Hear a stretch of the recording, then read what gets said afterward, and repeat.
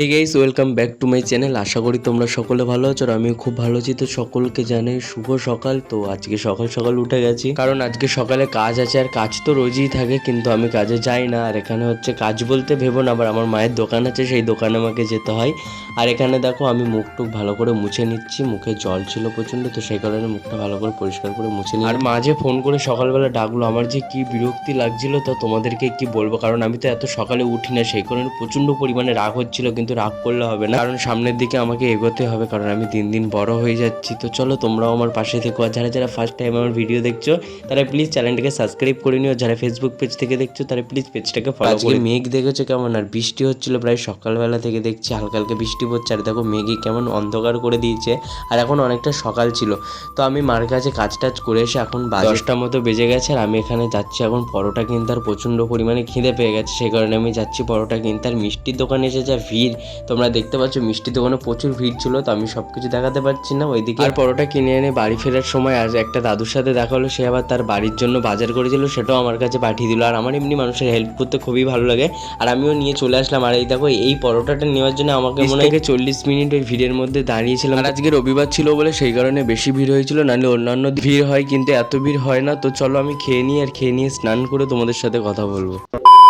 So guys, তারপর স্নান করে দেখো চলে আসলাম, আর এসে তোমাদের সাথে কথা বলছি। আর এখানে স্নান করে এসেও যে এত গরম হচ্ছে মানে বলে বোঝাতে পারবো না। এখানে দেখো অবস্থাটা প্রায় খারাপ হয়ে গেছে, আর গলা টলা সব ঘেমে স্নান হয়ে গেছে। আমার অবস্থা দেখলে এক্ষুনি বুঝতে পারবে। তো তারপর দিদি দেখো ফোন করেছে, আর ফোন করে আজকে একটা দরকার ছিল, সেই কারণে আসবে।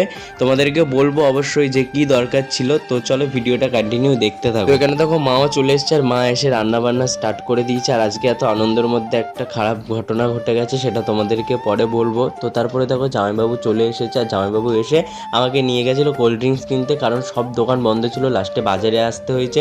আর আমি এই প্রথমবার মানে গামছা গায়ে দিয়ে বাজারে এসেছি, যেহেতু বাইকটা ছিল বলে তাই এসেছি, নাহলে আমি বাজারে আসলে জীবনে এইভাবে আসি না। আর এখানে দেখো বাড়ি এসে দেখছি বাবান খুব খেলা করছে, আর ও তো জানো কিরম দুষ্টুমি করে। এখানে মায়ের মানে হাঁড়িতে জল রাখা ছিল, সেই জলটাই আর কি ঘাটছিল। আর এদিকে দিদি দাঁড়িয়ে ছিল, মাসি বসেছিল, আর আমি বাবানের সাথে একটু খেলা করছিলাম। আর দেখো হাতা নিয়ে সেই জলের মধ্যে নিয়ে আর ঘোরাচ্ছিল।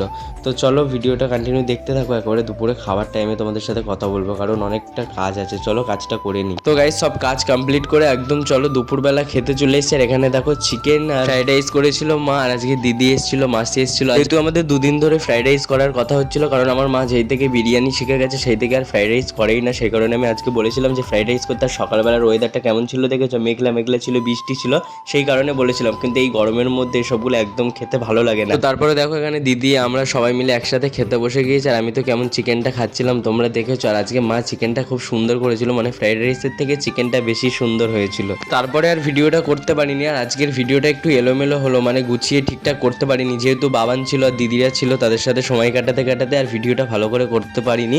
আর সন্ধ্যাবেলা একদম ভিডিওটা স্টার্ট করেছি। আর দিদি আজকে কেন এসেছিল সেটা তোমরা দেখেই বুঝতে পেরেছিল। মা আজকে দিদিকে আংটি দিয়েছে, আর সেটা দিদি নিতে এসেছিল। এবার ওরা বেরিয়ে যাবে বলে ওদের সাথে একটু সময় কাটেছিলাম, মানে ওদের বলতে বাবানের সাথে। আর বাবান দেখো আমার হাতে এসে কামড়িয়ে ধরেছে, আমি ওকে বলেছি যে হাতটা দিয়ে চুমু দিতে বলেছি, ও আমার হাতে কামড়িয়ে দিয়েছে। এখানে দেখো আমি বাবানকে জুতোটা পরিয়ে দিচ্ছি, আর ওর গরমের সময় তো আর জামা কাপড়টা পরাই না। আর এখান থেকে এইটুকুনি যাবে, আর বাইকে যাবে, তো সেই কারণে জামাটা পরাইনি। আর এত গরমের সময় বাচ্চাটার কষ্ট হবে, সেই কারণে আরোই পরাইনি। দিদি এখানে দাঁড়িয়ে আছে, আর আমি বাবানকে জুতোটা পরিয়ে দিলাম।